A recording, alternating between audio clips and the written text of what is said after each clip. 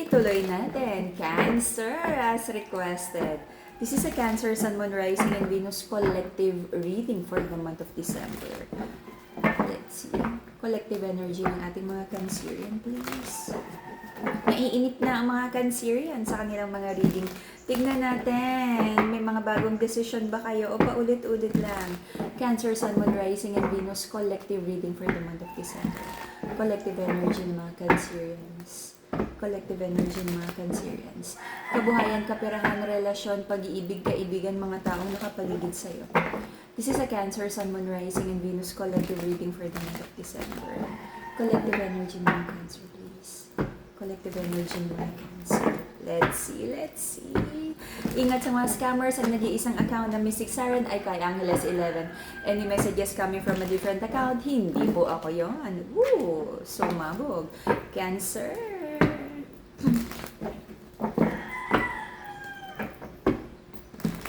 Okie dokie. Okay.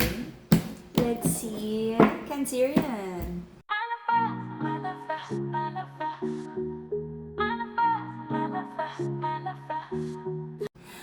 The Hermit card, you're trying to find the wisdom, you're learning, unlearning, and meron kang tinatawid na maturity. Marami kang iniisip, sabi mo kailangang i-prioritize. Wisdom card, alam mo na kailangang i-prioritize ang kabuhayan, kaperahan, mga pangarap, mga ipon, mga gustong investment. Okay? Right now, may mga instability pagdating sa bahay because na pagtatalunan ang pera, ang budget, paano na yan, paano bibilin, paano babayaran. Okay? Marami kang naging self-doubt in the past. Okay. Nagkaroon ka ng energy of being too confident. Baka merong na-miscalculate mo, akala mo okay na okay, but I feel ko ano man yung naging maling decision, no? You're trying to fix things. At tinapos mo na yung hindi magandang chapter na yan. Okay? Solution-oriented. Sabi mo, dito na papunta, ito na yung alam mong tama, kung ano man yung naging maaring hindi ka nakinig ng advice or sugod ng sugod sa desisyon. Sabi mo, tama na yon. Ngayon, calculated risk, you're healing, and you're trying to rectify at ayusin yung mga sitwasyon. May mga pera na, kumbaga, hindi na-handle ng maayos, na right now, naiisip mo na sayang, no? Sana natipid mo yung pera or na-invest or dito mo na ilagay sa tamang savings o kung ano man. Okay? There is also like mga hinala na right now, para walang conflict, binibigyan mong benefit of the doubt ang iyong person. Sabi mo, sige, hayaan na lang muna. Okay? You're trying to detach, napapagod ka na sa energy ng pamilya, responsibilidad, mga tulong, na may mga bagay tungkol sa pamilya na hindi mo naman din responsibilidad, pero pasan ka ng pasan. There's a masculine energy here na sabi naman niya, lahat naman ng kaya niyang ibigay para sa pamilya, ibibigay naman niya. Sabi ng masculine, napapagod na rin siya. Overly complaining perspective ni masculine sa connection to, ha.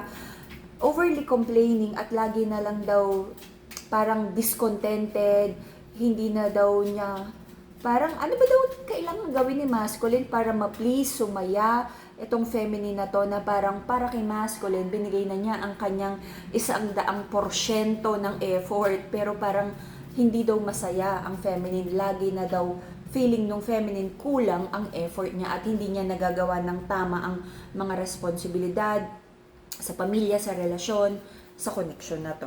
Okay? Napaka-upfront ng feminine to the point na, yun nga yung feeling ng masculine na lahat na lang ng mali daw ang nakita at hindi man lang na-appreciate ang aga nito. At hindi man lang daw na-appreciate yung mga magandang nako-contribute ng masculine. Sabi ng masculine sa kanyang perspective, binibigay naman daw niya yung lahat ng pagmamahal na kaya niyang ibigay. Hindi ko nakikitang nag-grow or nag-move forward ang relationship, ang love na to, ang partnership na to. Someone feels defeated at parang gusto mo nang mag-step back. But, tuloy ang buhay, kung ano man yung mga minamanifest na kaperahan, dire-diretso lang. Okay, if you're manifesting abundance, the yellow crystal, Brazilian citrine, and that is for manifestation of happiness and abundance. Okay? para magkaroon ng harmony ang mga situation sa buhay nyo and to heal your heart chakra. Madagascar Rose Quartz, the pink crystal. Okie-dokie. Grounding and protection of your energy to protect yourself from inget evil eye. The black crystal, Madagascar Black Tourmaline. Lahat ng crystals natin, authentic, cleanse, and blessed by the enlightened guide. PM lang. So, eto na nga. Sa perspective ng masculine, ibinigay niya lahat ng kaya niya, pagmamahal, pagtitiwala, effort, resources, sahod, lahat na, komisyon. Hindi na nga daw siya makabili ng brief. Pero sabi ng feminine, very, very unreliable daw ang energy ng masculine. So pagka ganitong energy, baka naman meron mga expectations na hindi na didiscuss, na naghuhulaan kayo ng standards, ng expectations, and how to love each other. Okay? Someone feels na nakakapagod, lagi na lang nagtatalo, but someone feels that the other person is very, what do you call that? May deceptive energy, hindi honest. Alam mo yun, as simple as pera. Anong binibigay? Bumili nga siya ng sapatos niya. Alam ko, may tinatagong komisyon yan. Anong honest? Nung isang araw, umuwi yan ng alas 3. There is like a big disconnect, hindi nagkakaintindihan, may trust issues. And I feel pag ganito, may nangyaring hindi maganda in the past na hindi totally napag-usapan at na-resolve. Kaya kahit anong gawing effort right now, nahihirapang mag-rebuild ng connection na to. Okay? So, right now, sabi ng mga Cancerians, ayaw nang mag-overthink, napapagod na, chill-chill na lang daw. Ano ba yan? Paskong-pasko may misunderstanding. Ano ba yan? Binigay na yung lahat, hindi man lang daw na-appreciate. Okay? Manifesting financial stability ang ating mga Cancerians, focus na lang sa trabaho, sa negosyo, pagkakaperahan, mga racket-racket, okay? Para makadagdag. But you feel like kahit anong sipag mo, kahit anong dumarating na pera, parang laging ubos at walang naipon. Pagka ganon, ibig sabihin, yung spending habits ang may problema. Okay, so, Cancerian, marami kang pangarap, sabi mo, alam mo kung saan ka papunta, alam mo kung ano yung mga gusto mong bilhin, ipundar, okay? And fini-figure out mo lang, ito na ba yung tamang panahon for this, magre-resign, lilipat ng trabaho, uumpisahan ng negosyo, kung ano man. Okay? Napakaraming gastos. And I feel this is more like, it's either galante or kung ano ang binibili na hindi naman mahalaga. But right now, sabi ng ating Cancerians, alam mo, it feels like, teka lang, baka mausog. Sabi ng ating mga Cancerians, lahat naman ng alam mong tamang gawin, ginagawa mo. You're being very patient, na maayos pa ang relasyon mo with your person. You're being very patient, na sana mas mag-mature na yung person mo, mas mag-grow tong relationship na to, at ganun din ang iyong kaperahan, kabuhayan. I feel may scoreboard dito. Alam mo yung sumbatan na parang, ako nga, ginawa ko to siya nga, ganito lang. Sabi din ng other person, siya nga ang ganyan, ako nga nagbayad, ako nga bumili ng ganyan. So, may kailangan pag-usapan, ano ba talaga to, 50-50, or someone is expecting na yung masculine dapat ang 100% at suporta lang talaga si feminine. And aside from that, napakaraming misunderstanding sa ugali, at meron din ako, for some of you, hindi to lahat, for some of you, may mga trust issues regarding third party.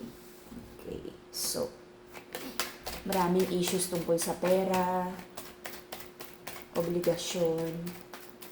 Parang hindi kayo honest, even sa pera. Someone feels broken-hearted na parang mas nagbibigay siya, mas nagko-contribute siya sa relationship na to. Feeling niya ubos na ubos siya, pagmamahal, pagtitiwala, pagod, lahat ng ipon din niya, naiambag niya sa relasyon na to. Marami ring doubts kung nagsasayangan lang kayo ng panahon, kung ano ba yung mangyayari, hanggang kailan ba ang pasensya na to. Cancerian, nag-iisip kang mabuti kung ready ka ba talaga sa commitment, at kung yung person mo rin ay ready din ba, and if ever, eto na ba talaga yung gusto mong connection, magbabago pa ba, magta-transform pa ba, if ever, ilang chances pa ba yung kaya mong ibigay sa iyong person. Okay? Parang gusto mo maging fair na rin sa sarili mo because for the longest time, I feel, naging overgiving ka na rin, not just with love connection, but also sa pamilya at kaibigan. Okay? Sabi mo walang problema, ang pera kikitain. Ayaw mo lang na-hurt ka. Ayaw mo lang nung na-hurt ka, ayaw mo lang ng dishonesty. Sabi mo pag pera kikitain yan, sige. Itulog mo lang yan, bukas tatrabaho, overtime ka ulit. Okay? So, until the end of March, there's an energy here na kayong dalawa, you and your person, marami kayong matututunan, figure things out, para maging mas maayos yung relationship. Nandiyan naman kayo energetically, emotionally attached sa isa't isa, walang sukuan, nandiyan kayong dalawa. Magkakaroon kayo ng heart-to-heart talk and considering each other's feelings para maging mas maayos kayong dalawa, which is a good news. Marami ka rin kayong dalawang plano para sa isa't isa, future plans, regalo, bakasyon, kung ano man. Okay? At may decision dito, bihira to sa Cancerian reading ha, may decision dito na aayusin nyo this time, pagpasok ng taon, marami kayong pag-uusapan at marami kayong paplanuhin na maganda para sa inyong dalawa. Okay? I feel and I see a better energy pagpasok ng taon. But, ipapaalala ko lang, mangyayari lang naman to kung nandyan yung commitment nyong dalawa na tuloy-tuloy yung pagbabago, na tuloy-tuloy yung treating each other better, showing love, showing reciprocity, and yung commitment no na parang kapag nag-apologize, dire-diretso na yung change behavior. Nakakakita ko, napakabihira nito ha, but I feel you'll give this connection like a good fighting chance. Okay? Mag-usap na mabuti. Ang ganda, napakabihira nito sa ating mga Cancerian. Okay? Relationship, it's a check. Magkakaroon ng transformation for the better. Pera, please. Pera. Mapag-uusapan din ng obligasyon na lesser away. Kahit pera pa yan. Pera, please. Pera. Pera. Okay. Okay, may isa pa akong good news para sa ating mga Cancerian. Merong mga third energy, mga selosan dito na matatapos pagpasok ng taon. Okay, ang ganda nung energy para sa ating mga Cancerian. Wala akong nakitang lumabas na money, but I feel pinakamagandang news dito ay magkakaroon ng harmony, love, equal give and take, new beginning ang relationship na to. Kung may dudahan, matatapos na ending ng year, na pagpasok ng bagong taon, okay na kayong dalawa. Okay? But, ito lang ang nare-remind ko. Itong energy na to ay nakikita ko na potential at gusto nyong gawin. Ang kailangan dito para magtuloy-tuloy ang pagbabago ng relationship ay commitment to love and take care of each other. Okay, dokie. So, yeah. And that would be the Cancerian reading for the month of December. See you again in a few days for your bonus reading. Kapit lang Cancerian. Patuloy na gawin ang tamang desisyon para sa relasyon, buhay, kaperahan, kabuhayan. Para tuloy-tuloy ang magandang reading natin. Bye-bye Cancerian!